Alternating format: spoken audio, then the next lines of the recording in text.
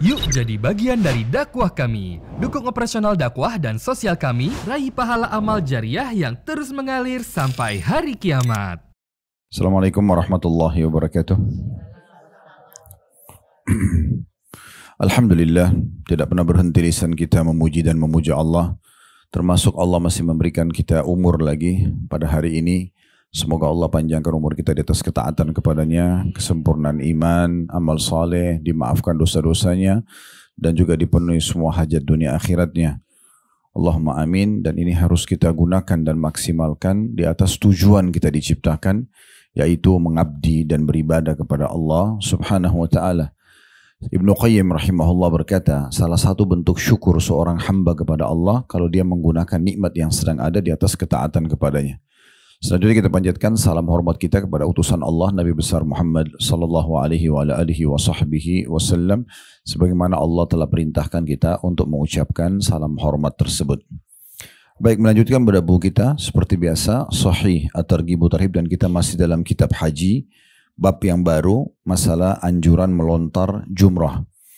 Dan ini sudah kita tahu tentunya tidak asing, kisah awalnya jumrah itu adalah upaya iblis untuk menggoda Nabi Ibrahim alaihissalam agar tidak menyembelih anaknya Ismail. Setelah Nabi Ibrahim alaihissalam mimpi melihat dalam mimpinya kalau dia menyembelih anaknya, dan ini sebuah ujian yang berat sekali. Karena di masa itu Nabi Ibrahim alaihissalam diuji oleh Allah subhanahu wa ta'ala dengan tidak bertemu dengan anaknya, ya, Ibrahim alaihissalam. Dari masih kecil ditinggal sama ibunya Hajar di Mekah, kemudian Nabi Ibrahim AS kembali ke Palestina atau negeri Syam, dan beliau tidak datang ke Mekah kecuali setelah Ismail dewasa.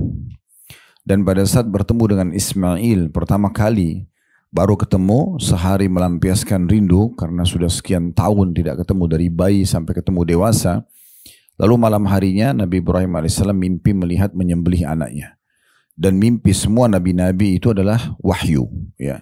Beda dengan kita, kalau kita mimpinya masih dibagi dua. Ada namanya ru'ya sadiqah, mimpi yang benar dari Allah.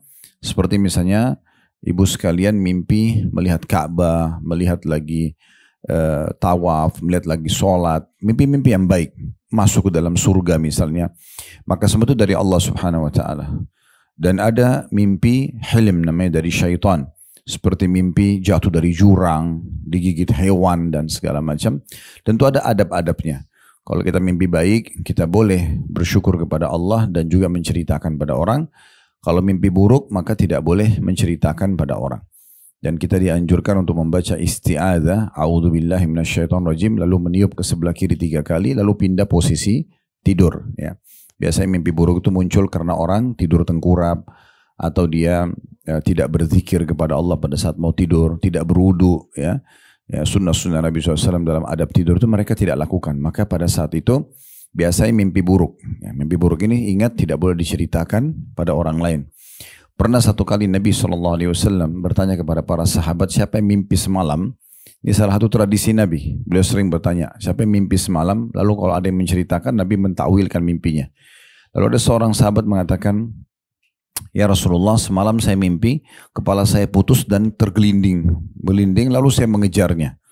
Lalu kata Nabi SAW, janganlah seseorang dari kalian menceritakan permainan syaitan kepadanya dalam mimpinya, gitu kan? Jadi tidak boleh kita menceritakan kalau sesuatu yang tidak diperlukan untuk diceritakan. Nah, seperti itu kurang lebih. Dan kadang-kadang juga ada orang terpengaruh dalam mimpinya ini karena apa yang dia sedang lakukan sebelum tidur, ya. Kalau dia lagi senang, mungkin dia mimpi yang senang. Kalau dia lagi jengkel, mungkin dia mimpi berantem atau apa saja gitu, ya. Baik, kita kembali kepada intinya. Kalau nabi-nabi mimpinya cuma satu. Semuanya wahyu. Jadi wahyu bisa datang dalam mimpi. Nah, Nabi Ibrahim AS mimpi menyembelih anaknya Ismail. Lalu dalam Al-Quran digambarkan bagaimana beliau mengatakan, hai anakku, sesungguhnya aku diperlihatkan, ya, menyembelih engkau. Ya. Maka lihat pendapatmu. Dia mengatakan, lakukanlah wahai ayahku apa yang telah diperintahkan kepada anda, maka anda akan menemukan saya termasuk orang-orang yang sabar. Lalu jalanlah keduanya ke titik yang dimana dilihat dalam mimpi prosesi penyembelihan itu. Ini sebagai ujian dari Allah subhanahu wa ta'ala. Jadi dia mengorbankan anaknya karena Allah gitu. Maka pada saat jalan menuju ke sana di wilayah Mina, mungkin kalau ibu-ibu pergi city tour di Mekah, kalau lagi umroh atau haji, biasanya umumnya travel kita itu busnya mampir. Pemerintah Saudi pun memberikan satu gapura kecil, prasasti kecil gitu ya, tanda di situ titik yang pernah Nabi Ismail alaihissalam hampir disembelih oleh ayahnya Ibrahim. Itu dekat dengan Jumrah. Nah, sementara proses menuju ke sana, syaitan datang atau iblis menjelma, kemudian mengganggu Ibrahim untuk tidak melakukan mimpinya itu. Lalu di titik pertama beliau melempar dengan 7 butir batu. Setelah itu iblisnya atau syaitannya pergi. Di titik yang kedua muncul lagi, dilempar lagi dengan batu sampai titik ketiga. Setelah 3 kali dilempar maka tidak kelihatan lagi syaitan tersebut. Dan akhirnya Ibrahim alaihissalam meletakkan anaknya, dan Allah menggambarkan dalam Al-Quran betapa dahsyatnya pemandangan pada saat itu. Waktu Ibrahim sebagai ayah dan Ismail sebagai anak sudah dua-duanya pasrah. Ismail sudah menyerahkan lehernya, Ibrahim sudah mengayunkan pedangnya. Maka Jibril alaihissalam datang dan menahan pedang tersebut, lalu digantilah dengan sembelihan yang besar. Atau tepatnya domba di saat itu. Dan disitulah keluar syariat 2. Syariat Jumrah yang akan kita bahas sebentar lagi. Hadits-haditsnya tentang keutamaannya karena mengenang pengorbanan Ibrahim alaihissalam yang mengusir syaitan. Ya, pada saat dia ingin menjalankan mimpi yang Allah datangkan atau dalam bentuk perintah Allah dalam mimpi. Juga yang kedua, prosesi penyembelihan atau kurban. Makanya kita tiap tahun di Idul Adha berkurban. Ya. Itu diambil dari prosesi tadi, Ismail tidak jadi disembelih oleh Ibrahim alaihissalatu wassalam. Nah, Jumrah ini bagian daripada kewajiban haji. Ya. Jadi kita dianjurkan untuk itu, dan dia banyak sekali keutamaannya. Nah, di bab nomor 10 ini membahas tentang keutamaan tersebut. Saya langsung bacakan saja di halaman 58 bagi yang pegang bukunya, di bab ke-10 anjuran melontar jumrah. Al-Hafidh Al-Mundhiri rahimahullah, maksudnya Al-Mundhiri penulis buku ini.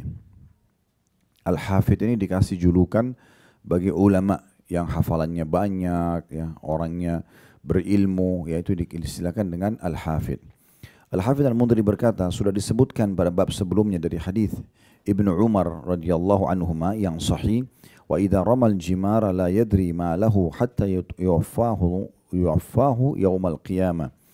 Dan bila seseorang melontar jumrah, maka dia tidak mengetahui pahala yang akan dia dapatkan hingga ia diberi pahala tersebut pada hari kiamat nanti.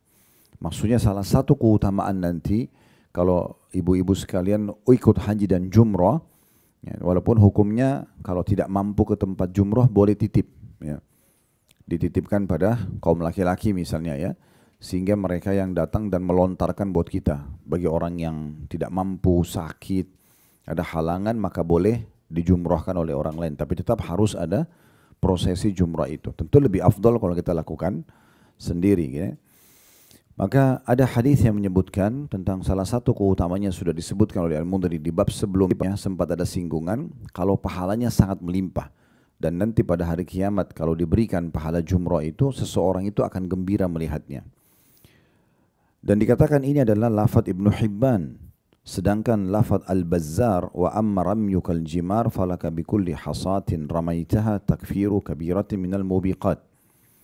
Yang riwayat mengatakan nanti akan panen pahala besar pada hari kiamat dari jumrah itu diriwayatkan oleh Ibnu Hibban. Ini nama seseorang yang punya buku, susunan buku isinya hadis-hadis Nabi sallallahu alaihi wasallam. Kemudian lafaz Al-Bazzar. Al-Bazzar juga nama orang lain yang menyusun juga buku hadis. Dia juga menyusun hadis-hadis tentang haji, dan lafaznya adalah sabda Nabi SAW, dan adapun melontar jumrah yang kamu lakukan di saat haji, maka untuk setiap kerikil yang kamu lemparkan menjadi penghapus satu dosa besar dari dosa-dosa yang membinasakan. Ini juga keutamaan lain, ya. Sudah sempat disinggung di bab sebelumnya. Makanya belum ada nomor urutnya, nomor urut hadis nomor 1 setelah ini. Ini Al-Mundhiri masih mengingatkan sempat disinggung di bab sebelumnya. Jadi disebutkan tentang keutamaan jumrah itu akan panen pahala yang menggembirakan bagi yang menerimanya nanti hari kiamat. Itu lafadznya Ibnu Hibban. Kalau lafadz Al-Bazzar, dia akan mendapatkan setiap satu butir batu, dan itu batu kecil, ya. Batu kerikil kecil, mungkin maksimal besarnya sepertiga garis jari kita ini, ya. Ada 3 garis, ini satu, itu kecil saja. Jadi nggak usah bawa bongkahan batu besar, atau ada orang lempar kayu, ada orang lempar sepatu. Ya, itu semua tidak sesuai dengan sunnah Nabi SAW. Sunnah Nabi berkerikil kecil. Dan subhanallah saking mulianya ibadah ini, kalau diniatkan karena Allah, dilempar satu saja, dan itu prosesnya hitungan menit ya. 7 butir pun hanya hitungan menit, mungkin kurang dari 1,5 menit saja. Ya, sambil bertakbir Allahu Akbar kita lempar 1, 2, 3. Satu batunya itu akan menggugurkan 1 induk dosa besar yang membinasakan. Nah, jadi luar biasa ya. Dan ini hanya terjadi setahun sekali dan di musim haji saja. Oleh karena itu kami selalu sampaikan dan ingatkan di saat ibu-ibu sekalian diberikan kesempatan oleh Allah Subhanahu wa taala untuk haji, diulangi saja gitu kan. Selama ada kesempatan, karena terlalu besar keutamaan dan hanya bisa terjadi setahun sekali. Seperti jumroh ini, kalau sekarang kita ke Mina nggak ada jumroh, ya kan? Malah kita bisa ditangkap kalau kita jumroh di situ sama pemerintah Saudi. Tapi di musim haji dan waktunya hanya 4 hari. Tanggal 10 Zulhijjah, hari raya Idul Adha, jumrohnya cuma 1. Namanya jumroh Aqabah. 7 butir batu dilempar. Besoknya tanggal 11, 12 dan 13 itu melontar 3. Sughra, wusta dan kubra, kecil, sedang dan besar, 7 butir masing-masing.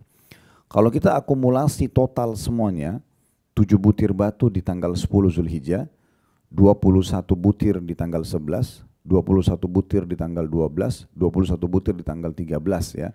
Itu totalnya 70 batu. Artinya akan dibersihkan 70 dosa besar yang pernah dikerjakan oleh seseorang hanya dengan jumroh. Belum keutamaan haji yang sudah banyak kita bahas. Ini kan kita di bab 10 ya. Berarti sudah ada 9 bab yang lalu membahas tentang keutamaan haji. Jadi banyak sekali yang akan didapatkan. Oleh karena itu selama ada kesempatan itu jangan disia-siakan. Ya, cukuplah hadis Nabi SAW yang pernah kita singgung di beberapa bab yang lalu. Lakukan dan rutinkan haji dan umroh itu. Dari umroh ke umroh, dari umroh ke haji, dari haji ke umroh, ya, dari haji ke haji yang lain. Karena keduanya akan mengikis habis dosa-dosa, kemiskinan dan dosa-dosa, sebagaimana buapan besi atau pandai besi menghilangkan karat dari besi, emas dan perak, dan tidak ada balasan haji yang mabrur kecuali surga gitu ya. Baik, kita akan masuk hadis pertama di bab kita ini dengan sanad sahih. Ini urutan 1156 dari awal belajar. Dari Ibnu Abbas radhiyallahu anhu, dan dia marfu'kan, maksudnya disampaikan kepada Nabi SAW. Kalau ada kata-kata hadis marfu' artinya sampai ke Nabi. Ya. Nabi SAW bersabda, "Lamma ata Ibrahimu khalilullahil manasik, arada lahu syaitanu inda jamratil aqabah, faramahu bisab'i hasayatin hatta sakha fil ard, thumma arada lahu inda al-jamratil thaniyah, faramahu bisab'i hasayatin hatta sakha fil ard, thumma arada lahu inda al-jamratil thalitha, faramahu bisab'i hasayatin hatta sakha fil ard." Takala Nabi Ibrahim Khalilullah artinya kekasih Allah ya, ini julukannya Nabi Ibrahim alaihissalam, mendatangi tempat manasik, maksudnya tempat pelaksanaan haji di Mina ya, walaupun waktu itu belum ada haji ya, belum ada haji, karena haji nanti setelah selesai semuanya prosesi yang Allah perintahkan Nabi Ibrahim untuk lakukan, termasuk setelah tidak jadi menyembelih anaknya Ismail, itu ada perintah setelahnya untuk membangun Ka'bah. Setelah membangun Ka'bah, baru Nabi Ibrahim AS diperintahkan untuk naik ke tempat yang paling tinggi di Mekah, lalu memanggil orang-orang untuk haji. Dipanggillah dengan suara beliau, walaupun beliau sempat mengatakan dalam beberapa buku-buku sejarah, di mana suaraku bisa sampai memanggil orang seluruh dunia. Waktu dia berkata pada Jibril AS. Jibril mengatakan tugasmu hanya menyampaikan. Maka dia pun memanggil orang haji, maka suaranya Allah sampaikan ke pelosok muka bumi ini, semua orang beriman bisa mendengar suaranya dan datang mengerjakan ibadah haji. Jadi waktu prosesi Nabi Ibrahim AS melempar syaitan itu belum ada haji. Ya, tapi lokasi itu sudah dikenal dengan lokasi manasik atau tempat pelaksanaan haji nantinya. Kata Nabi Muhammad SAW, takala Nabi Ibrahim AS Khalilullah mendatangi tempat manasik, maka syaitan mencegatnya di dekat Jumrah Aqabah. Ya. Ini Aqabah artinya gundukan tanah ya, yang bisa orang naik, gundukan tanah atau gundukan batu. Jadi ya, seperti bukit kecil, nah itu diistilahkan dengan Aqabah. Maka di dekat Aqabah, ia pun melemparinya dengan 7 kerikil hingga syaitan itu tenggelam di dalam tanah. Kemudian syaitan mencegatnya lagi di dekat jumrah yang kedua, itu dikenal dengan wusta, pertengahan. Maka Ibrahim melemparinya dengan 7 kerikil hingga ia tenggelam ke dalam tanah. Kemudian syaitan mencegatnya lagi di dekat jumrah yang ketiga. Dan Ibrahim melemparinya dengan 7 kerikil hingga tenggelam ke dalam tanah. Ibnu Abbas berkata radhiyallahu anhuma, "Asy-syaitanu tarjumun wa millata abikum tattabi'un." Syaitanlah yang kalian lempar dan agama Ibrahimlah yang kalian ikuti. Diriwayatkan oleh Ibnu Khuzaimah dalam Sahihnya dan juga oleh Al-Hakim, sedangkan lafadznya adalah milik Al-Hakim dan ia mengatakan sahih berdasarkan syarat Sahih Al-Bukhari dan juga Sahih Al-Muslim. Baik, seperti biasa coba kita korek faedah-faedah ilmu dari hadis ini. Yang pertama, adanya informasi masa lalu dari Nabi SAW untuk kita. Ini bagian daripada mukjizat. Jadi kita tidak hadir di masa Nabi Ibrahim AS, kita tidak tahu bagaimana beliau prosesinya pada saat mau menyembelih anaknya Ismail, pada saat diganggu oleh syaitan, kita nggak hadir, kita nggak tahu pada saat itu. Tapi ada wahyu yang menyampaikan kepada Nabi Muhammad SAW dan hanya sampai kepada kita. Jadi ini adalah diistilahkan dengan mukjizat juga, ya, bagian daripada mukjizat. Karena mukjizat Nabi SAW ada dalam bentuk informasi, ada dalam bentuk sesuatu yang nampak depan mata di masa beliau hidup. Kalau informasi dibagi 3 oleh para ulama, mukjizat Nabi, informasi tentang sesuatu sebelum kita, tentang kisah umat-umat sebelum kita misalnya, itu juga mukjizat. Dan sesuatu yang terjadi di masa hidup beliau, itu juga dikenal dengan mukjizat. Dan sesuatu yang beliau informasikan yang akan datang, kayak kejadian hari kiamat, prosesi kematian, hidupan alam barzah, siksa dan nikmat kubur, kemudian hari mahsyar nanti kebangkitan, bagaimana timbangan amal, bagaimana jenis-jenis keadaan manusia di masa itu. Kemudian juga ada surga dan neraka yang sangat rinci, semua sudah disampaikan dari hal yang kecil sampai hal yang besar. Kayak surga dari pintu gerbangnya, tanahnya, istanahnya, dayang-dayangnya dan segala macam terinci sekali. Begitu juga dengan neraka dari siksa yang paling sederhana atau yang paling ringan di sana sampai yang paling berat. Maka ini mukjizat dari Nabi SAW yang Allah berikan untuk disampaikan kepada kita. Nah, kalau yang kedua yang nampak depan mata di masa itu dan hanya terjadi di masa hidup Nabi, seperti pembelahan bulan, seperti keluarnya air dari jari-jari tangan beliau di kejadian Hudaybiyah, kesepakatan Hudaybiyah. Kemudian beliau dengan izin Allah Subhanahu wa taala memohon doa langsung turun hujan dan beliau juga berhentikan hujan. Adanya pohon yang memberikan kesaksian, berbicara, mengeluarkan syahadat, mengucapkan syahadat di hadapan Nabi SAW di depan orang-orang, sehingga pohon pun memberikan kesaksian tentang kenabiannya, dan sekian banyak mukjizat yang terjadi di masa hidup beliau. Ini sudah kami rincikan panjang lebar di tablik akbar waktu itu ya, di kota Makassar, tentang Rasulullah, aku mencintaimu. Di antaranya adalah ada kurang lebih ya, mungkin belasan, bahkan bisa kita katakan puluhan mukjizat Nabi SAW yang nampak dilihat oleh para sahabat di masa itu. Yang paling besar pembelahan bulan tentunya ya, yang ibu-ibu bisa baca dalam surah Al-Qamar, surah nomor 54 ayat 1 sampai ayat 3. Itu betul-betul terjadi di masa Nabi SAW, beliau garis bulan dengan jari telunjuknya lalu terbelah 2. Dan Allah menggambarkan itu tentunya.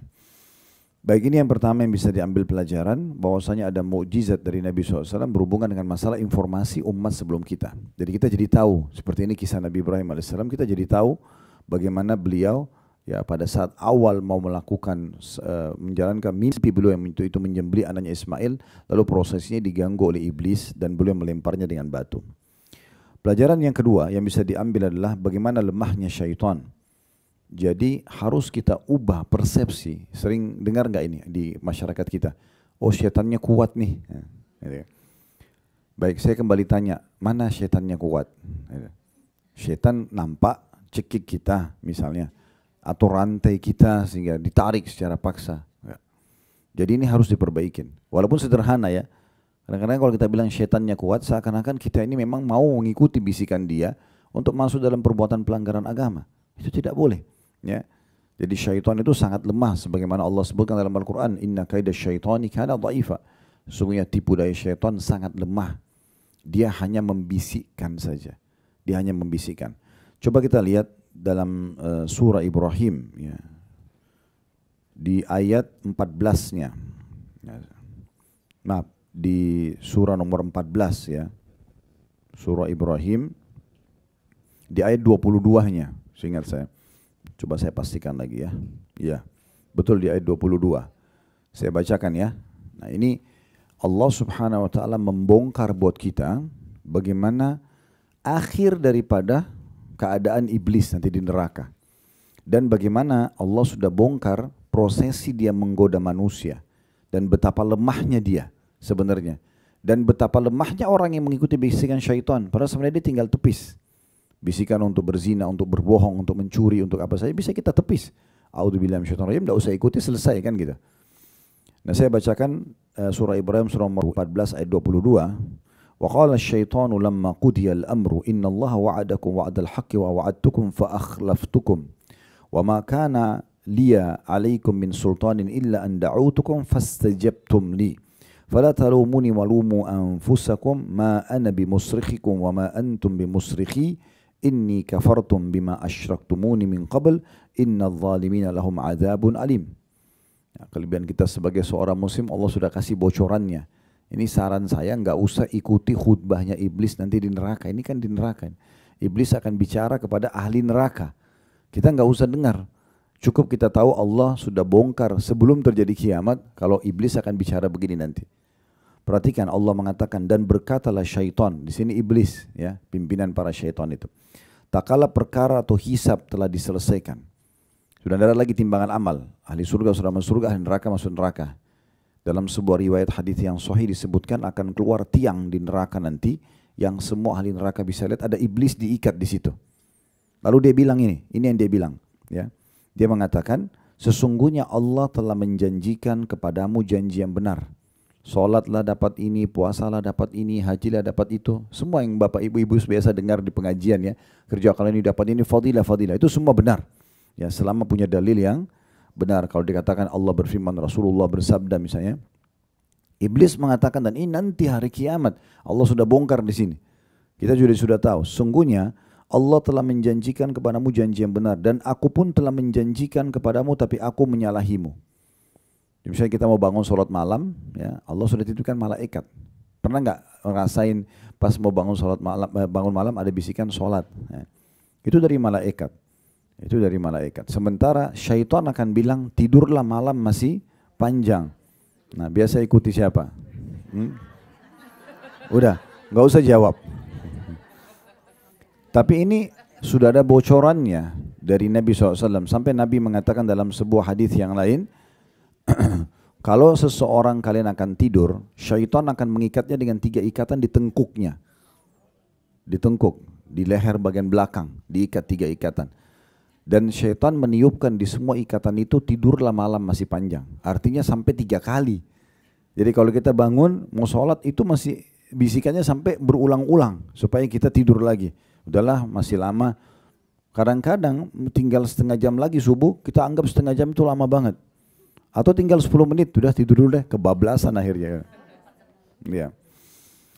Jadi kata Nabi SAW, kalau orang itu bangun dan berzikir, baca apa saja, doa habis doa bangun tidur, maka terlepas ikatan pertama. Kalau dia wudu, terlepas ikatan kedua. Kalau dia sholat, terlepas ikatan ketiga. Dan engkau akan temukan orang itu paling memiliki jiwa yang tenang, periang, dan juga paling rajin di hari itu. Semangat dia. Ya, jadi kalau sudah bangun malam, bangun aja gitu kan. Bangun, zikir, wudu, kemudian sholat. Walaupun sholat 2 rakaat. Misal, sholat malam, apalagi kalau subuh ya. Karena pernah ditanyakan kepada Nabi SAW tentang seseorang yang kebablasan tidur sementara azan subuh dikumandangkan. Beliau mengatakan itu adalah orang yang kupingnya dikencingi oleh syaitan. Ya, kita nggak tahu bagaimana prosesnya, tapi seperti itulah. Ya, kalau dengar azan jangan tutup mata lagi sudah ya. Bangun zikir. Ya, gitu. Dalam hadis yang lain, kalau kalian bangun maka istinsyak lah. Istinsyak itu menghirup air di hidung. Karena syaitan bertengkar di hidung seseorang di antara kalian.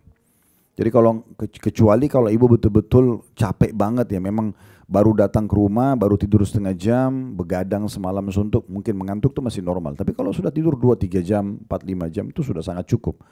Untuk menghilangkan ngantuk, zikir, wudu, lalu sholat. Itu akan hilang dengan sendirinya. Ya, saya berapa kali subhanallah mengalami keadaan seperti ini, perjalanan jauh sampai begadang. Tapi subhanallah saya coba jalankan praktekkan hadits ini. Walaupun tidur sejenak 15 menit di bus atau di pesawat ya, atau di mobil misalnya di luar negeri. Kemudian azan subuh tetap ke masjid. Habis sholat subhanallah hilang semua ngantuk, hilang semua capek gitu ya. Kuasa Allah subhanahu wa ta'ala. Seperti janji Nabi SAW. Jadi syaitan ini mengatakan ya, nanti di hari kiamat ya, sesungguhnya aku menjanjikan kalian, Allah menjanjikan kalian janji yang benar dan aku menjanjikan juga kalian, tapi aku menyalahinya. Jadi aku tidak ikut-ikutan. Siapa suruh kerjakan? Saya cuma bisik kok. Nanti dengarkan setelahnya ya. Dikatakan sekali-kali tidak ada kekuatan bagiku terhadapmu. Artinya apa? Syaitan lemah atau kuat? Lemah. Karena dia bilang saya tidak punya kekuatan. Saya mau tanya Bu, kalau seandainya syaitan itu betul kuat, Ibu masih bisa duduk di sini? Kira-kira?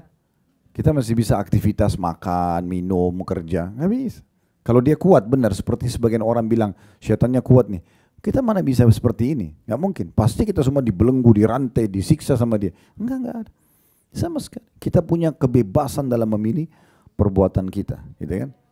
Berarti pernyataan bahwasanya syaitan itu kuat salah, harus diperbaiki ini, ya. Lalu dikatakan di sini sekali-kali ini Allah suruh iblis bicara dan nanti dia bicara di neraka. Setelah orang ikut dia banyak masuk neraka. Jadi orang nanti di neraka makin menyesal setelah dengar ini.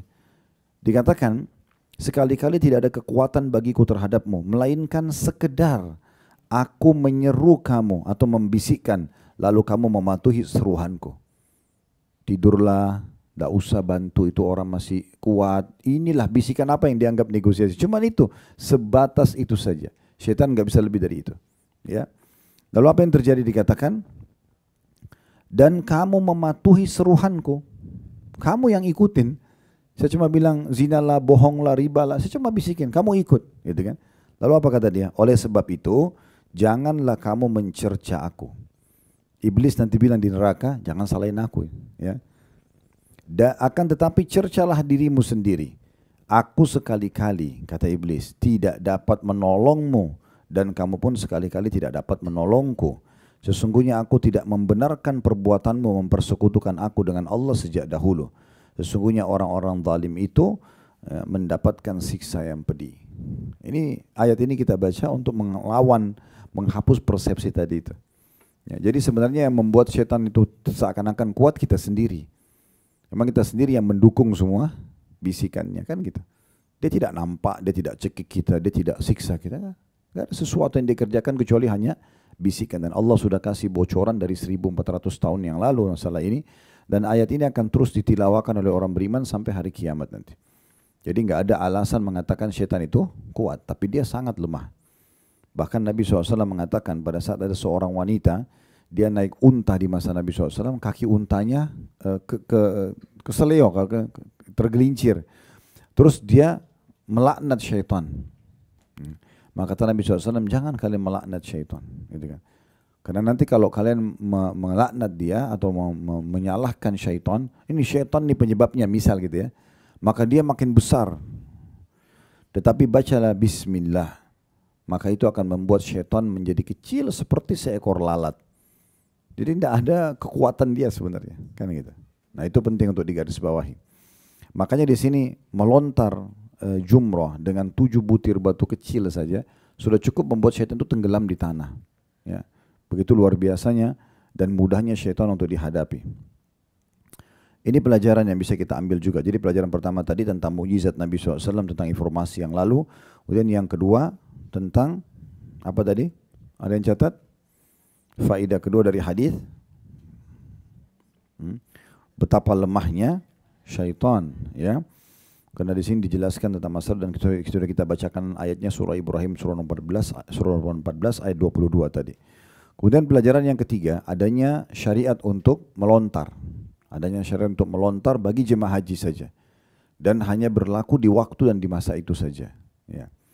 Serta di sini digambarkan bahwasanya melontar dengan 7 kerikil. Kalau sudah dikatakan kerikil berarti batu kecil. Ya. Tidak ada batu besar gitu ya. Dan alhamdulillah kita bersyukur kepada Allah SWT sekarang jumrah itu sangat besar. Bahkan berapa lantai. Ya, kita bisa memilih lantai 1, 2, 3, 4 bisa bebas dan sangat luas. Ya, sebanyak apapun jemaah haji insya Allah sih masih cukup sekali untuk jumrah. Apalagi cuma hitungan detik ya, melempar, pindah lagi, melempar, pindah lagi, selesai. Tinggal butuh keikhlasan saja. Kemudian pelajaran yang keempat yang bisa diambil adalah perkataan Ibnu Abbas radhiyallahu anhuma. Beliau mengatakan sesungguhnya yang kalian lempar adalah syaitan walaupun syaitan tidak nampak. Maksudnya sebagaimana Ibrahim alaihissalam pada saat lempar kerikil itu kena syaitannya, maka bukan mustahil itu juga terjadi, ya.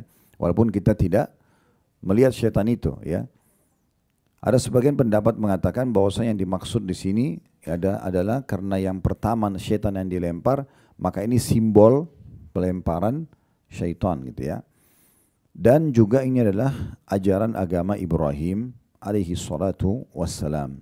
Ini pelajaran yang bisa diambil dari hadis pertama. Baik, hadis kedua, dan ini hadis yang terakhir di bab kita masalah melontar ya. Dengan sanad hasan sahih, dan ini urutan 1157 dari awal belajar, dan darinya maksudnya sahabat yang sama Ibnu Abbas radhiyallahu anhuma. Darinya berarti dari hadis yang nomor 1. Hadis nomor 1 tadi dari Ibnu Abbas radhiyallahu anhuma. Diriwayatkan ia berkata, Rasulullah SAW bersabda, "Idza ramaital jimara kana laka nuran yaumal qiyamah."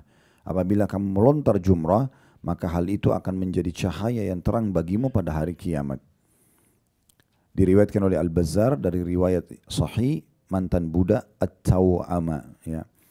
Jadi di sini dari hadis nomor 2 ini kita ambil satu faedah tambahan lagi, selain menggugurkan setiap satu butir kerikil itu satu dosa, juga nanti dia akan mendatangkan atau menjadi cahaya yang terang untuk kita pada hari kiamat nanti. Sekarang kita masuk bab ke-11, masih masalah haji, anjuran mencukur rambut kepala di Mina. Dan ini ada kurang lebih 3 urutan hadis ya. Tapi hadis nomor 3-nya ada 3A, 3B dan 3C. Saya akan bacakan hadis pertama di bab nomor 11, anjuran mencukur rambut kepala di Mina. Dengan sanad sahih urutan 1158 dari awal belajar berbunyi dari Abu Hurairah radhiyallahu anhu bahwa Rasulullah sallallahu alaihi wasallam berdoa, "Allahumma ighfir lil muhallikin." Qalu ya Rasulullah walil muqassirin. Qala Allahumma ighfir lil muhallikin. Qalu ya Rasulullah walil muqassirin. Qala Allahumma ighfir lil muhallikin. Qalu ya Rasulullah walil muqassirin. Qala walil muqassirin. Artinya kata Nabi SAW berdoa pada saat lagi haji dan mencukur rambut, beliau mengatakan, "Ya Allah, ampunilah orang-orang yang menggundul kepalanya." Lalu para sahabat berkata, "Wahai Rasulullah, dan orang-orang yang mencukur pendek rambut kepalanya?" Maksudnya apa yang mereka dapat? Nabi SAW doakan yang kedua kali, "Ya Allah, ampunilah orang-orang yang menggundul kepalanya." Lalu para sahabat bertanya lagi yang kedua kalinya, "Ya Rasulullah, bagaimana dengan orang yang mencukur pendek rambutnya?" Kata Nabi SAW, "Ya Allah, ampunilah orang yang menggundul kepalanya." Jadi 3 kali didoakan orang yang menggundul kepalanya. Lalu para sahabat bertanya yang keempat kalinya, "Wahai Rasulullah, bagaimana dengan orang yang mencukur pendek rambutnya?" Maka kata Nabi SAW, "Dan semoga Allah mengampuni juga orang yang mencukur pendek rambutnya atau kepalanya." Diriwayatkan oleh Bukhari dan juga Muslim serta lain-lainnya. Berhubungan dengan hadis ini, sebelum kita masuk ke faedah-faedahnya, hukum cukur rambut laki-laki dan perempuan berbeda. Kalau perempuan mengambil ruas jari saja, ruas jari, ya. Ibu kalau cukur dari kanan dan kiri rambut paling bawah itu dipertemukan, lalu kemudian dipotong, ruas jari saja. Beda dengan laki-laki. Kalau laki-laki itu, hadis ini tentang laki-laki. Bagaimana mereka lebih afdal kalau menggundul seluruh kepalanya gitu ya. Dan didoakan 3 kali mendapatkan pengampunan dosa. Dan orang-orang yang mencukur dari kalangan laki-laki kalau dia tidak mau gundul, maka harus tetap dari seluruh penjuru kepalanya. Jadi seperti orang yang sedang ke tukang cukur ya, atau salon. Bagaimana dia memotong dari sisi kanan, kiri, atas, belakang, semua sisi. Tapi bukan hanya ngambil sedikit-sedikit pakai gunting ya. Memang betul-betul pakai gunting dari tukang cukur atau pakai mesin. Sehingga dari seluruh penjuru. Karena di sini yang dimaksudkan adalah dia memendekkan dari seluruh penjuru kepalanya. Hadis ini memberikan gambaran kepada kita atau faidah dari hadis ya. Tadi sudah kita jelaskan dulu perbedaan cukur laki-laki dan perempuan. Faidah pertama, bagaimana afdaliyah dalam cukur kepala bagi laki-laki gundul. Ya, dan alhamdulillah hampir setiap jemaah yang umrah bersama kami atau haji itu umumnya bapaknya gundul setelah kami jelaskan tentang keutamaannya. Kalau hari itu di saat lagi umrah atau haji, Allah sedang perintahkan kita dan memberikan afdaliyah yang paling besar pahalanya dengan gundul bagi laki-laki. Kita nggak mau gundul misalnya dengan berbagai macam alasan. Kalau hari ini rambut saja tidak mau dikorbanin untuk Allah, lalu bagaimana besok-besok kalau diminta darah gitu? Misalnya disuruh perang, disuruh jihad, itu udah nggak bisa. Kita kalau belum pernah berkorban dengan sesuatu yang kecil, tidak akan mau berkorban dengan yang besar. Kalau ibu tidak pernah berinfak dengan 10.000 rupiah, tidak mungkin berinfak dengan 50.000 atau 100.000. Atau tidak pernah berinfak dengan 100.000, bagaimana bisa mau berinfak 1 juta gitu kan? Itu tidak mungkin. Maka seperti itulah. Oleh karena itu setiap pengorbanan yang Allah perintahkan kepada kita, bersangka baik dan laksanakan. Nah, dilaksanakan saja. Sampai ada beberapa, hampir mayoritas bapak mengatakan, Ustaz saya seumur hidup belum pernah gundul, baru kali ini. Ya apa-apa, untuk Allah. Kalau orang digundul karena kriminal, wajar, malu. Tapi kalau karena umroh sama haji, apa masalahnya? Ya. Dan kadang-kadang kalau sudah mulai bubar, saya ingatkan ibu-ibunya, karena biasa ibu-ibu, karena suaminya pertama kali gundul, ikut juga ke tukang cukur, ya, untuk lihat suaminya. Jadi saya ingatkan begitu selesai, Bu, jangan diolok-olok bapak. Ya, kadang-kadang gitu. Jelek lah, inilah, itulah, lucu lah gitu. Akhirnya dia secara kejiwaan terganggu. Harusnya berikan dukungan, gitu kan? Harusnya diberikan dukungan, gitu kan? Puji saja, ganteng, bersih, bagus, kan bisa saja lebih muda, kan bagus. Sementara memuji pasangan dalam pujian saja ya, boleh orang berbohong. Nah, ya. Kalau dalam pujian, dalam memuji, ibu masak asin, tanya suaminya, suami bilang enak kok, padahal sebenarnya enggak. Supaya ibu senang bisa saja gitu ya. Tapi dalam pujian saja ya, jangan kemana-mana ini. Ya. Itu memang dalam hadis disebutkan masalah itu. Jadi ini faedah pertama dari hadis, keutamaan orang yang menggundul bagi kalangan laki-laki sampai 3 kali didoakan ampunan oleh Nabi SAW. Dan doa Nabi berlaku sampai hari kiamat. Ya. Sampai muslim yang terakhir nanti gundul, tetap mendapatkan doa pengampunan dosa. Dan kita tahu doa Nabi SAW mustajab, diijabah oleh Allah Subhanahu Wa Taala. Kemudian pelajaran kedua dari hadis, bolehnya qasar. Qasar itu memangkas saja, tapi dari seluruh penjuru kepala, dan itu hanya mendapatkan 1 kali doa dari Nabi sallallahu alaihi wasallam. Hadis kedua dalam bab ini dengan sanad sahih, dan ini urutan 1159 dari awal belajar, berbunyi dari Ummu Al-Husain radhiyallahu anha, annaha sami'atin nabiyya sallallahu alaihi wasallam fi hajjatil wada'i da'a lil muhallikina 3 wa lil muqassirina marratan wahida.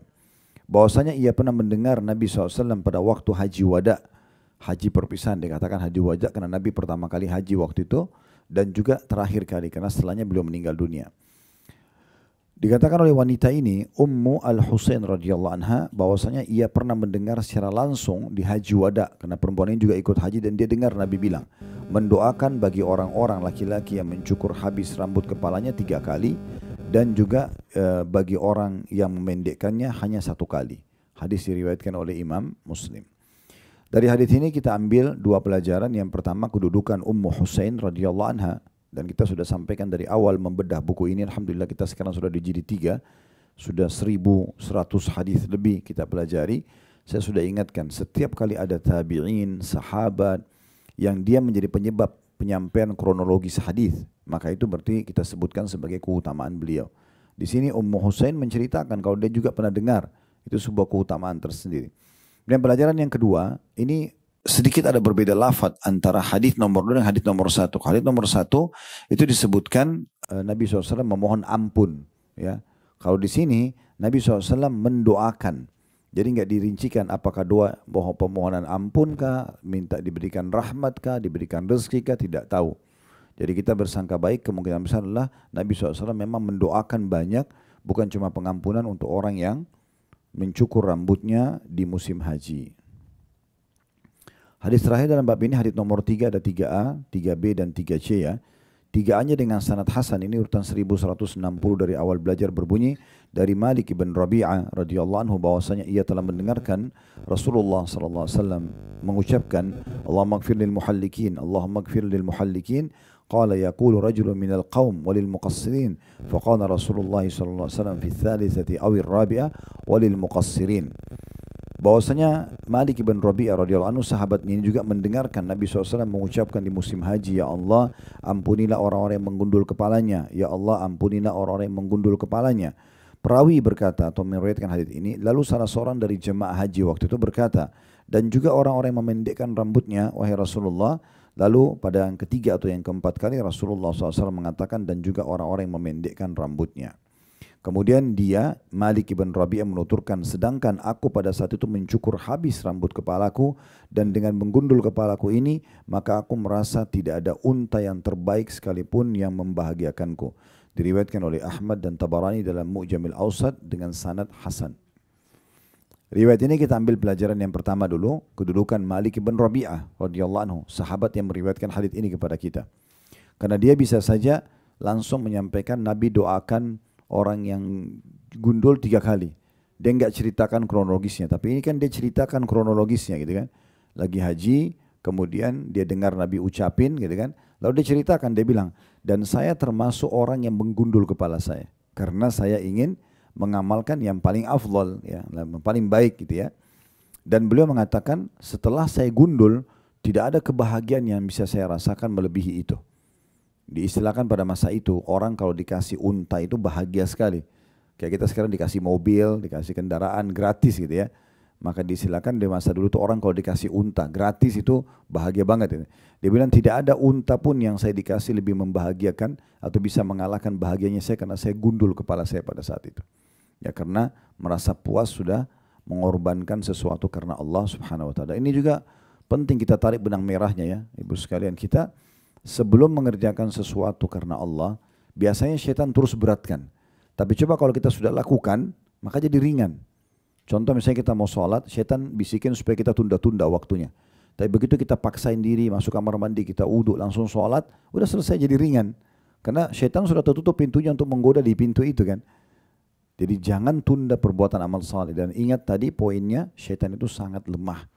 Tinggal ditolak selesai kan gitu. Tidak ada sesuatu yang berat untuk menolak dia. Nah ini pelajaran pertama yang bisa diambil. Pelajaran kedua mirip dengan tadi ya. Berarti adanya keutamaan orang yang menggundul kepalanya bagi laki-laki dan didoakan 3 kali pengampunan. Dan orang yang mencukur itu 1 kali pengampunan.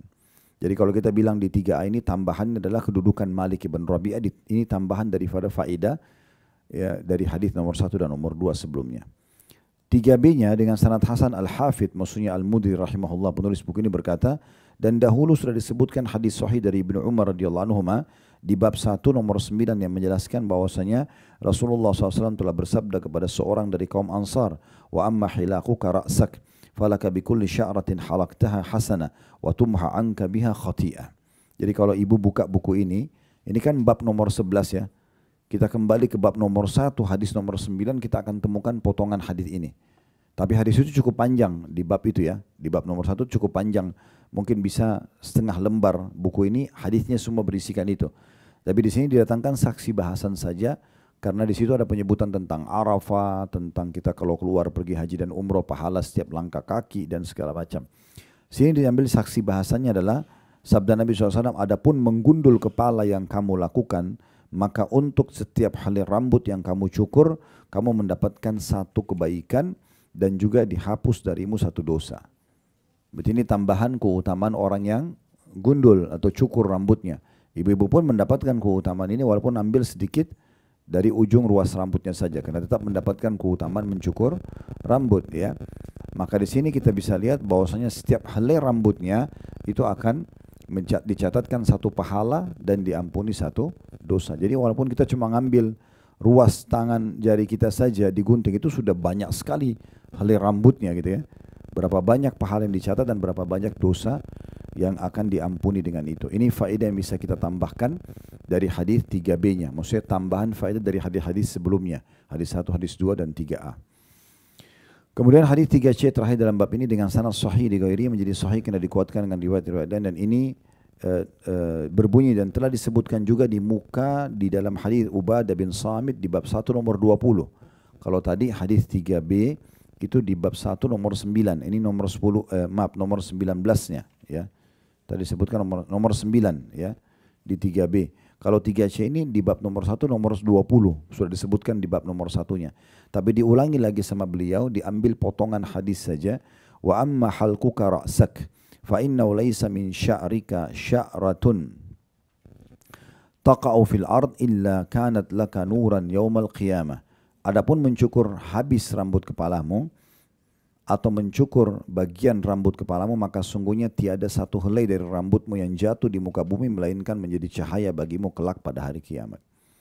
Dari sini kita tinggal tambahkan satu faedah lagi, selain bisa mengampuni dosa, selain juga tadi ya bisa dicatatkan satu pahala, dan juga di sini dikatakan setiap harinya rambut itu akan menjadi cahaya pada hari kiamat nanti. Bagaimana prosesnya kita tidak tahu.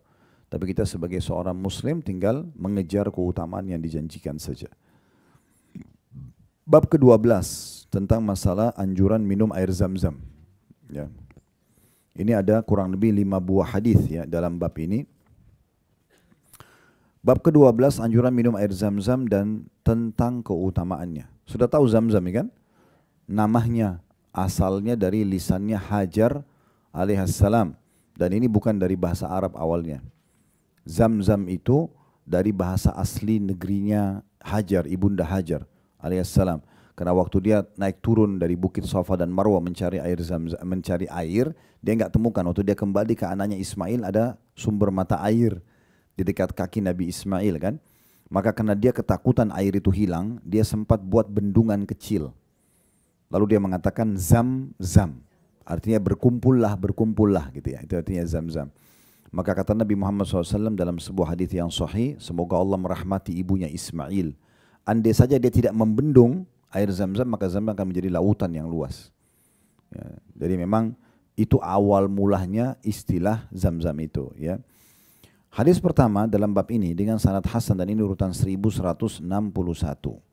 Dari Ibnu Abbas radhiyallahu anhu dia berkata Rasulullah SAW bersabda khairu ma'in ala wajhil ardi ma'u zamzam fihi ta'amut tu'mi wa shifa'us suqmi wa syarru ma'in ala wajhil ardi ma'un biwadi barahutin bikubbati bihadramaut qarijlil jawad tusbihu tandafiqu wa tumsiyu la balala biha. Sebaik-baik air di muka bumi adalah air zam-zam. Padanya terdapat makanan yang mengenyangkan sebenarnya. Itu terjemahan memuaskan ya. Makanan mengenyangkan dan kesembuhan dari semua jenis penyakit. Dan seburuk-buruk air di muka bumi adalah air di lembah Barahut di suatu kubah di wilayah Hadramaut. Hadramaut ini di Yaman ya. Tak ubahnya seperti kaki belalang. Di pagi hari ia mengalir deras dan di waktu sore hari sama sekali tidak ada airnya. Diriwayatkan oleh Tabarani dalam Mu'jam al-Kabir dan para perawinya thiqah atau terpercaya dan oleh Al-Bazzar disebutkan di dalam sahihnya. Hadits ini memberikan gambaran kepada kita. Maaf sebelumnya di sebelah ada tambahan ya. Hadramaut dengan huruf H difathahkan yaitu nama suatu tempat. Para ahli bahasa mengatakan bahwa keduanya adalah dua nama yang dijadikan satu, yaitu Hadra dengan huruf Ra difathahkan dan Maut yang di'irabkan dengan i'rab ma la yansarif atau tidak berubah. Bisa juga dibaca dengan mengidhafahkan yang pertama kepada yang kedua, Hadra Maut. Bisa dibaca terpisah Hadra dan Maut atau bisa Hadra Maut gitu ya. Ini tempat yang masyhur di Yaman ya. Baik, kita ambil pelajaran pertama, kedudukan air zam-zam. Dan saya selalu sarankan selama Bapak Ibu sekalian punya peluang untuk punya zam-zam, maka miliki. Ya, apalagi kalau lagi di Saudi ya, kalau lagi umroh, lagi haji, saya selalu ingatkan jemaah, itu tidak seberapa kok zam-zam yang 5 liter itu. Kalau beli di toko-toko di sebelah hotel itu mungkin 10 sampai 15 rial aja harganya. Jadi kita minum itu terus, atau mungkin dari travel Anda diberikan botol minum, ya bisa, atau kalau tidak kita bisa bawa sendiri atau beli, setiap ke Masjid Haram minum. Duduk lagi minum air zam-zam. Jadi zam-zam aja semua ya. Karena zam-zam ini luar biasa. Disebutkan dalam hadis ini dia air terbaik di muka bumi ya. Dan dijanjikan ada 2 di situ, dia bisa menjadi makanan yang memuaskan dan juga obat untuk semua penyakit ya. Jadi jangan pernah tinggalkan minum zam-zam. Dan zam-zam ini kata sebagian pakar ya itu bisa menzam-zamkan air lain. Kayak misalnya ibu punya 1 galon zam-zam sudah berkurang setengah, dicampur air biasa itu bisa terzam-zamkan air biasa itu kan. Nah sebagaimana zam-zam nanti juga akan kita sebutkan ada hadis tentang zam-zam itu menjadi penyebab diterimanya doa. Ya, tetap diterimanya doa. Makanya kita dianjurkan berdoa pada saat minum air zam-zam. Ya. Jadi pelajaran pertama tentang kedudukan air zam-zam karena dia adalah air terbaik di muka bumi. Dan salah satu kelebihan yang lainnya dia bisa menjadi makanan yang mengenyangkan dan obat untuk semua penyakit. Ya. Ini keberkahan yang Allah berikan. Nah kalau makanan yang mengenyangkan ini ada kisah tentang Abi Dzar radhiyallahu anhu Al-Ghifari. Sahabat Nabi ini Beliau dari suku Gifar dan itu suku yang terkenal perampok di masa itu ya. Tapi beliau tersentuh hatinya ingin masuk Islam, ingin mengenal Nabi SAW waktu dia datang ke Mekah karena Nabi SAW dan muslimin diboikot oleh orang-orang Quraisy. Jadi nggak boleh ada yang nanya mereka, nggak boleh ada yang menginformasikan. Siapapun yang menginformasikan bisa digebukin, bisa dibunuh. Maka beliau tinggal di Mekah sambil sembunyi-sembunyi mencari tahu informasi di mana Nabi selama 40 hari. Dia tidak punya makanan kecuali minum air Zam-Zam. Dan hidup gitu ya. Berarti ini salah satu bukti memang Zam-Zam itu bisa bukan cuma air tapi bisa menjadi ya makanan yang mengenyangkan gitu ya. Karena memang kita bisa hidup dengan air, kita nggak bisa hidup tanpa air. Jadi kalau misalnya kita cuma punya minum air putih saja, terus kita coba bertahan hidup, kita bisa hidup selama ada air. Kalau ada makanan itu belum tentu kita bisa tahan hidup. Mungkin kita makan 2-3 sendok, 5 sendok atau 1,5 piring sudah keselak kita mau minum air. Itu jadi susah gitu kan. Jadi repot kita, malah tidak bisa gitu kan. Makanya air itu bisa menghidupkan dan Allah sudah mengatakan waja'alna minal ma'i kulli syai'in hayy. Kami jadikan dengan air itu segala satunya bisa hidup. Ya bisa hidup. Gitu. Baik keutamaan yang atau pelajaran kedua dari hadis adalah adanya penyampaian Nabi SAW juga sebagai mukjizat sebuah sumber air yang paling buruk di muka bumi, lawannya Zam-Zam. Disebutkan di situ air yang berada di lembah Barahut ya, di suatu kubah di Hadramaut. Sebenarnya sih kita tidak perlu mencari tahu di mana lembah itu. Karena memang Nabi sudah ingat itu air buruk untuk apa diketahui. Tapi Nabi maksudnya untuk apa didatangin. Tapi perlu kita ketahui sebagai mukjizat dari Nabi SAW. Cirinya dia di pagi hari mengalir deras, sore hari hilang tiba-tiba. Entah kemana airnya. Kuasa Allah Subhanahu Wa Taala. Jadi artinya di sini memang ada air yang terbaik, ada juga air yang terburuk gitu ya, seperti itu. Berarti ada istilah air baik dan air buruk gitu ya. Hadis kedua tentang Zam-Zam ini dengan sanad sahih, ini urutan 1162 dari awal belajar berbunyi. Dari Abi Dzar radhiyallahu anhu dia berkata Rasulullah SAW bersabda Zam-Zamu ta'amu tu'min wa shifa'u suqmin. Zam-Zam adalah makanan yang mengenyangkan dan juga penawar penyakit. Diriwayatkan oleh Al-Bazzar dengan sanad sahih. Saya tiba-tiba teringat sahabat dekat ayah saya. Sudah meninggal beliau, rahimahullah. Berapa tahun lalu meninggal. Karena juga umurnya lebih tua dari ayah saya. Satu waktu beliau masih hidup sempat ngobrol-ngobrol tentang masalah Zam-Zam. Kemudian beliau bolak-balik tinggal di Indonesia, tinggal di Saudi. Dia cerita ada satu orang di Jeddah. Itu badannya sangat gemuk, besar dan orang itu sudah berumur hampir 90, 80 tahun lebih. Tapi sehat banget, jalan ke sana sini. Dia kalau makan tuh tidak pakai memilah-milah kayak kita mungkin sudahlah ini jeroan atau ini apa gitu ya. Kalau dia tidak, dia makan aja. Terus kata teman ayah saya panggilnya Ami Ahmad rahimahullah. Terus saya tanya, kata si Ami Ahmad ini. Saya tanya apa rahasianya? Kenapa bisa Anda sekuat ini gitu? Dia bilang mau tahu rahasianya, ikut sama saya. Diajak ke garasi mobilnya. Dia tidak pakai karena mobilnya dipakai di depan. Itu penuh dengan galon air Zam-Zam. Dia bilang karena saya tidak pernah minum kecuali air ini.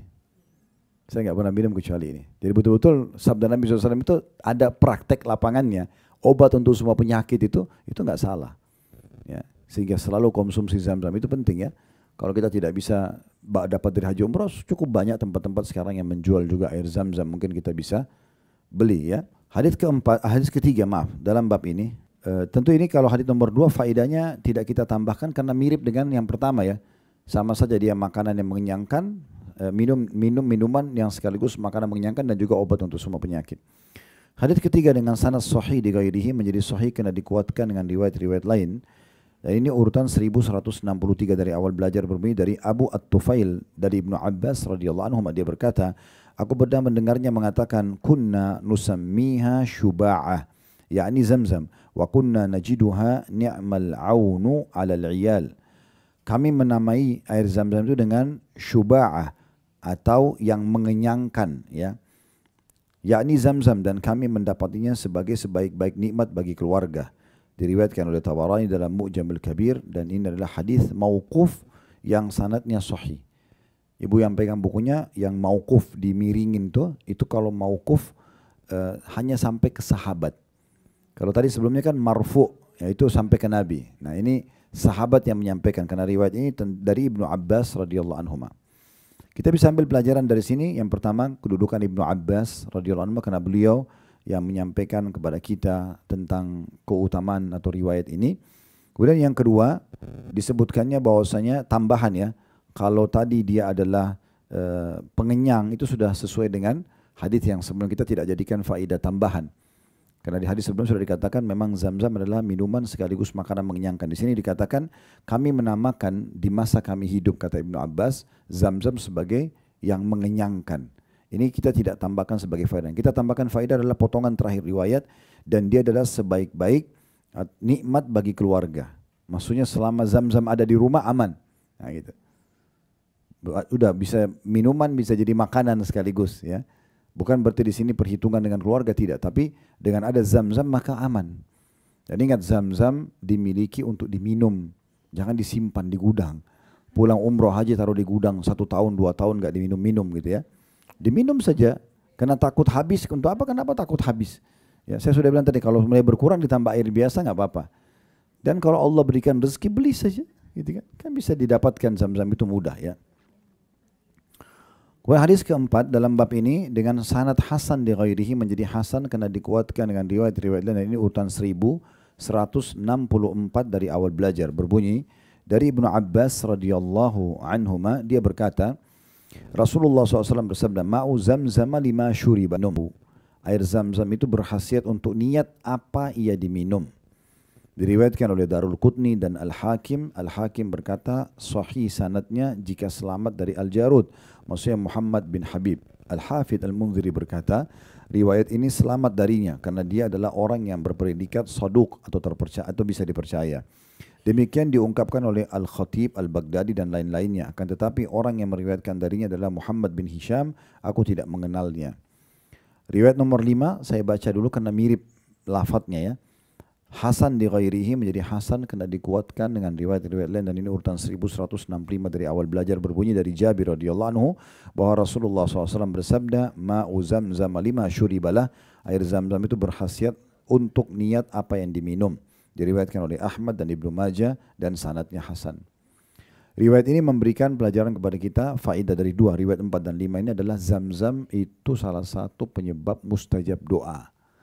Ya, jadi antara azan iqamah berdoa, turun hujan berdoa, seperti amal berdoa kan waktu-waktu mustajab. Nah, salah satu mustajab doa itu minum Zam-Zam. Makanya kalau ada Zam-Zam di rumah diminum itu bagus banget. Karena setiap minum, buat kopi, buat teh, minum air biasa, ya itu kita pakai Zam-Zam, maka setiap saat kita bisa berdoa dan mustajab. Karena di sini dijanjikan minum Zam-Zam itu sesuai dengan niat orang yang meminumnya. Dia niat untuk sembuhkan penyakitnya bisa, dipenuhi hajatnya bisa, ya, dimudahkan urusannya bisa. Makanya Imam Syafi'i rahimahullah mempraktikkan hadis ini sambil mengatakan, saya minum Zam-Zam dan minta kepada Allah 3 hal. Minta agar panahan saya tidak meleset, karena beliau suka sekali memanah. Dan beliau bilang setelah minum Zam-Zam, mohon sama Allah, saya tidak pernah meleset, panahan selalu tepat sasaran. Dan yang kedua, saya minta agar menjadi ulamanya muslimin, dan tidak ada yang tidak kenal Imam Syafi'i rahimahullah. Dan yang ketiga, saya minum Zam-Zam agar minta dimasukkan ke dalam surga. Jadi minta sesuatu yang besar, ya. Dan sebagian ulama mengatakan Zam-Zam boleh juga selain diminum diusapkan ke wajah, ke anggota tubuh, ya, karena memang dia air yang penuh dengan berkah. Nah, seperti itulah memahami tentang masalah Zam-Zam ini, ya. Baik, kita akan tutup dengan bab nomor 13 ya. Saya akan tambahkan satu bab ini.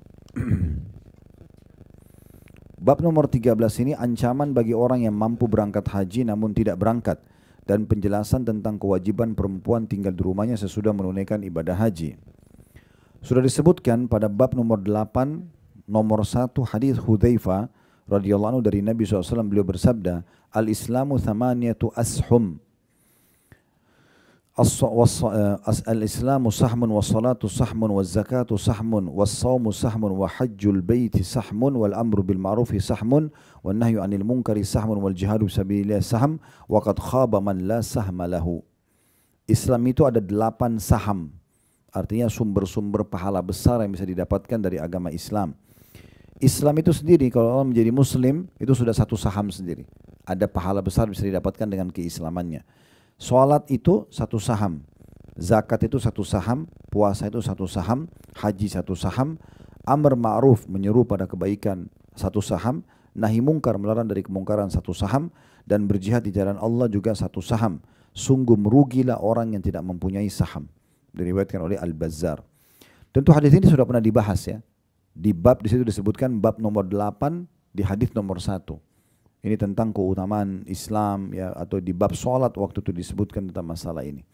Tapi kita mengingatkan kembali bahwasanya setiap muslim dianjurkan memaksimalkan hidupnya dalam ibadah. Kalau dia bisa punya saham, maksudnya punya andil di semua jenis ibadah ini, maka dia akan aman karena melimpah pahala yang dia dapatkan gitu ya. Kalau tidak, maka dia bisa menonjol di salah satunya gitu kan. Jadi dia selalu rutin lebih menghabiskan waktu untuk itu, apakah sholat, apakah zakat dan seterusnya. Tapi tidak boleh ditinggalkan semuanya ya, dia harus kerjakan. Cuma mungkin ada yang menonjol. Kalau dia bisa semuanya maksimal itu lebih bagus tentunya. Baik, kita langsung masuk saja hadis pertama dalam bab ini. Di sini ada kurang lebih 5 buah hadis ya. Hadis pertama dengan sanad sahih di ghairi menjadi sahih karena dikuatkan dengan riwayat-riwayat lain. Ini urutan 1166 dari awal belajar berbunyi dari Abu Sa'id Al-Khudri radhiyallahu anhu bahwa Rasulullah SAW bersabda, yaqulullahu azza wa jal, inna abdan sahhahtu lahu jismahu wa wassa'tu alaihi fil ma'ishati tamdi alaihi khamsatu a'wamin la yafidu ilayya la mahrum. Allah azza wa jal berfirman, sesungguhnya seorang hamba yang telah aku berikan kesehatan kepada jasadnya dan aku lapangkan kehidupannya, lalu 5 tahun berlalu padanya dan dia tidak bertamu kepadaku, tidak haji ataupun umrah, maka dia benar-benar akan menjadi orang yang terhalang dari rahmat. Diriwayatkan oleh Ibnu Hibban dalam sahihnya dan juga Al-Baihaqi. Beliau mengatakan, Ali bin Al-Mundhir berkata, sebagian sahabatku ada yang mengabarkan kepadaku, ia berkata, Hasan bin Hayy sangat tertarik kepada hadis ini dan ia mengamalkannya, dan ia sangat suka kalau seseorang yang mempunyai kelapangan rezeki dan berbadan sehat untuk tidak meninggalkan haji hingga 5 tahun. Hingga 5 tahun. Hadis ini memberikan pelajaran kepada kita. Yang pertama tentunya bahwasanya adanya kewajiban haji bagi orang yang sudah mampu. Di sini disebutkan ya, kemampuannya dinilai dari mana? Dari jasadnya yang sehat, lalu dibukakan pintu rezeki untuknya. Ya, jadi ada kemampuan fisik, kemampuan harta. Lewat 5 tahun dia tidak haji, maka terharamkan dari rahmat Allah. Nah ini sayang sekali ya, kadang-kadang saya tidak tahu persepsi ini kenapa ada di masyarakat kita. Tunggu tua baru haji. Masih muda nggak pergi haji. Malah pergi Eropa, mana pergi Amerika, pergi mana-mana. Haji ditunda. Ini kenapa ini? Harusnya di masa kuat itu kita melaksanakan ibadah haji karena butuh fisik di situ kan. Kita kan ada ke jumrah, kita ada tawaf, ada sa'i, ya. Itu kan butuh energi, butuh fisik yang kuat. Walaupun orang tua juga dianjurkan haji. Kalau masih ingat di beberapa bab yang lalu kita sempat nyinggung hadis Nabi SAW, sesungguhnya jihad haji itu adalah jihadnya wanita, ya, kemudian orang tua, gitu kan, itu masuk dalamnya ya, orang-orang tua masuk dalamnya, dan orang-orang yang lemah secara fisik itu menjadi pahala jihad buat mereka. Artinya orang tua pun tetap pergi haji, tetapi sayang sekali kalau masih muda punya kemampuan tidak pergi haji. Mayoritas orang yang pergi haji bersama kami itu subhanallah rata-rata orang yang belum pernah haji sebelumnya, padahal mereka mampu secara harta, mampu juga secara fisik. Alhamdulillah mereka mengamalkan, gitu kan. Ada bahkan sudah sampai tua, sudah rambutnya putih semua, itu baru pergi haji. Untung alhamdulillah mereka kerjakan, kalau tidak kan terharamkan dari rahmat Allah ini. Ya. Itu panggilan dari Allah subhanahu wa ta'ala. Jadi dari hadis ini kita ambil pelajaran bahwasanya wajib haji bagi orang yang punya kemampuan dua ini, sehat fisiknya dan punya kelebihan harta. Cuma khusus masalah harta ini dirincikan oleh ulama, bisa kemampuan harta dari dia sendiri karena dia punya pendapatan, atau dia dibiayai oleh orang lain. Ya, jadi tidak boleh ibu menunda, misalnya ada keluarga yang bilang, saya kasih kamu uang pergi haji ya, di saat itu ibu wajib haji. Gak boleh dipakai untuk yang lain, ya, karena sudah dikasih syarat uang itu dikasih untuk haji. Ini berarti juga sudah termasuk orang mampu secara finansial. Kemudian yang kedua pelajarannya, beratnya hukuman bagi orang yang sengaja menunda ibadah haji, apalagi sudah lewat 5 tahun dari kesehatan badan dan juga memiliki harta. Ya. Dan yang wajib haji adalah yang pertama. Ya. Kalau yang kedua, yang ketiga tidak masalah ya. Tapi yang pertama ini harus wajib haji, nggak boleh ditunda. Pelajaran kedua nomor 2 dari hadis di bab ini, urutan nomor 2 dengan sanad hasan sahih, urutan 1167 dari awal belajar berbunyi dari Abu Hurairah radhiyallahu anhu, anna Nabi sallallahu alaihi wasallam qala li nisa'i fi hajjatil wada, hadhihi thumma zuhurul husri. Bahwasanya Nabi SAW pernah bersabda kepada istri-istrinya pada waktu haji wada, haji ini saja, kemudian duduk di atas tikar atau tinggal di dalam rumah. Ia menuturkan semua istri-istri Nabi melakukan ibadah haji kecuali Zainab binti Jahash dan Sauda binti Zam'ah radhiyallahu anhunna. Keduanya pernah mengatakan, demi Allah tidak ada seekor binatang pun yang dapat menggerakkan kami sesudah itu, ketika kami mendengar hal itu dari Nabi SAW. Ishaq berkata, keduanya mengatakan, wallahi la tuharrikuna dabba ba'da qawli Rasulillah SAW hadi thumma dhuhurul husri. Demi Allah tidak ada seekor binatang pun yang dapat menggerakkan kami sesudah sabda Rasulullah SAW, haji ini saja, kemudian duduk di atas tikar atau tinggal di dalam rumah. Diriwayatkan oleh Ahmad dan juga Abu Ya'la dengan sanad hasan. Diriwayatkan oleh Ibnu Abi Dhi'b dari Sahih. Mantan budak at-taw'ama, dan beliau mendengarkan darinya sebelum ia mengalami al-ikhtilat atau bercampur baur antara hafalannya. Tentu keterangan di bawah ini tentang masalah periwayatan hadis ya. Yang penting bagi kita adalah kita lihat di setelah angka nomor 2 ada tertulis Hasan Sahih, berarti hadis ini bisa diterima karena sudah ditelusuri oleh Al-Albani rahimahullah. Pelajaran di sini yang bisa diambil, yang pertama kedudukan Abu Hurairah radhiyallahu anhu, karena beliau menukil kepada kita riwayat perkataan Nabi SAW kepada istri-istri beliau tentang masalah haji. Pelajaran yang kedua di sini ada perkataan Nabi SAW kepada istri-istri beliau di haji wada, ya, bahwasanya setelah haji ini udah tinggal di rumah. Nah, ada pendapat ulama yang mengatakan ini khusus buat istri-istri Nabi. Jadi yang ikut sama Nabi haji wada di saat itu haji sama Nabi, ya udah haji. Setelah ini nggak ada lagi haji. Ya. Udah tinggal tunggu di rumah, tunggu ajal datang, gitu ya. Jadi maksudnya ini kewajiban kalian ini, ya, udah selesai. Tapi dinukil di bawahnya bahwasanya semua istri Nabi sempat melakukan haji kecuali 2 orang. Zainab binti Jahash radhiyallahu anha, ini wanita mulia sekali ya. Wanita yang sangat terkenal dengan suka bersedekah dalam hidupnya, tapi dia tidak sempat haji. Dan kemudian juga Sauda binti Zam'ah, ini istri pertama Nabi nikahi setelah meninggalnya Khadijah radhiyallahu anha, namanya Sauda binti Zam'ah, seorang janda di Mekah, kemudian dinikahi, baru setelah itu baru Nabi SAW menikahi Aisyah. Nah, keduanya ini tidak sempat ikut haji bersama Nabi, tapi mereka mengatakan, menukil kisah. Dari sini sebagian pendapat ulama mengatakan ini khusus buat istri-istri Nabi karena mereka menceritakan ini. Keduanya mengatakan, demi Allah tidak ada hewan tunggangan yang bisa kami naik tunggangi pergi haji setelah perkataan Nabi itu. Artinya betul-betul tidak ada lagi yang diantara kami bisa pergi haji karena Nabi sudah mengatakan haji ini saja dan setelah itu tinggal di rumah. Jadi seakan-akan makna hadis Nabi tadi, istri-istri saya yang ikut haji ini bisa dihitung, yang tidak sempat ikut tidak ada haji lagi buat mereka, gitu kan? Karena terbukti di sini keduanya mengatakan, ya, kami tidak menemukan satupun hewan tunggangan. Kalau kita sekarang transportasi ya, yang bisa membawa haji, gitu ya. Tapi itu tidak disalahkan, karena kalau tidak ada tunggangan, tidak ada yang bisa termudahkan kita pergi, maka tidak wajib, gitu ya. Nah, itu yang bisa diambil dari hadis ini. Jadi pelajaran kedua adalah perkataan Nabi SAW kepada para istri beliau, dan ada pendapat yang mengatakan khusus buat ummahatil mu'minin, yang sudah haji sama Nabi maka dianggap haji, yang belum haji maka mereka sudah tidak perlu melaksanakannya, gitu ya. Maksudnya di sini bukan tidak wajib, tetapi Zainab dan juga Sauda radhiyallahu anha menceritakan setelah Nabi bilang itu, memang kami betul-betul tidak termudahkan untuk pergi haji itu. Karena Nabi bilang haji ini saja, maksudnya yang sama beliau di haji wada dan setelahnya tinggal di rumah. Ada pendapat sebagian ulama mengatakan hadis ini juga bisa ditarik kepada muslimah yang lainnya.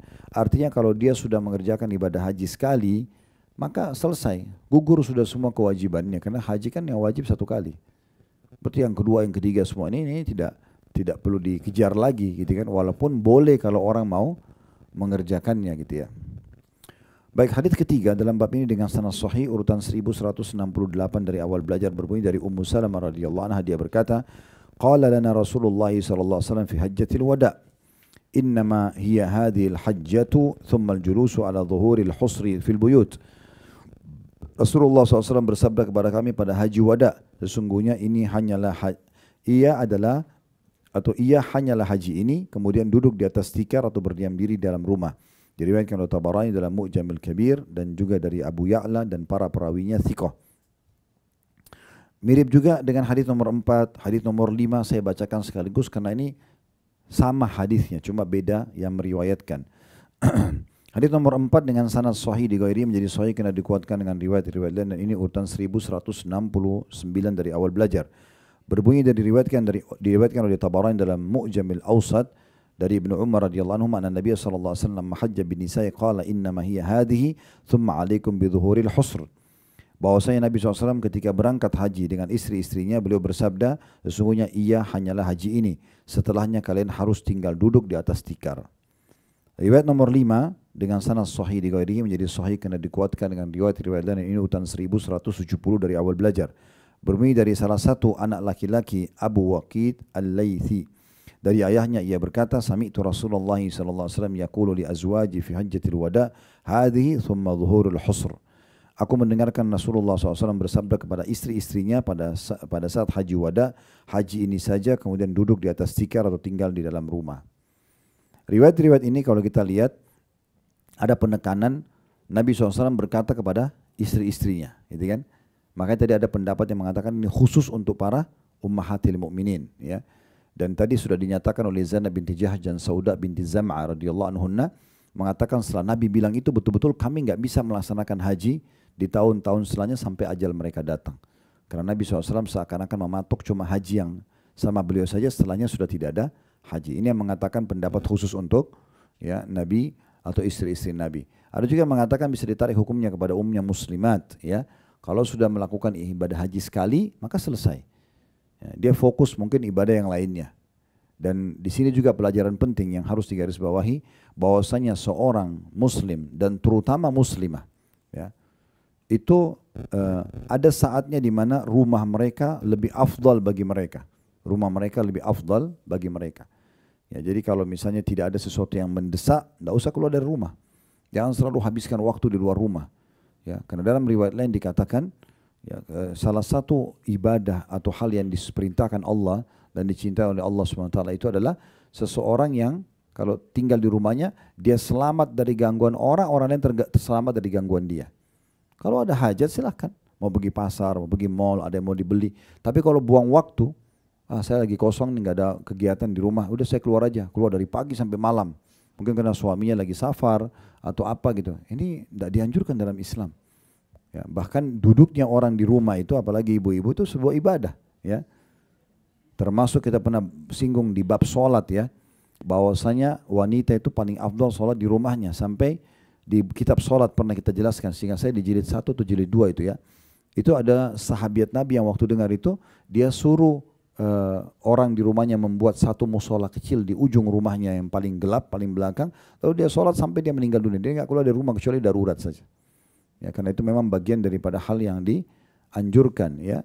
Bagaimana kita keluar rumah pada saat mendesak saja, ya, ada hajat betul-betul, baru kemudian kita keluar dari rumah. Allahu a'lam.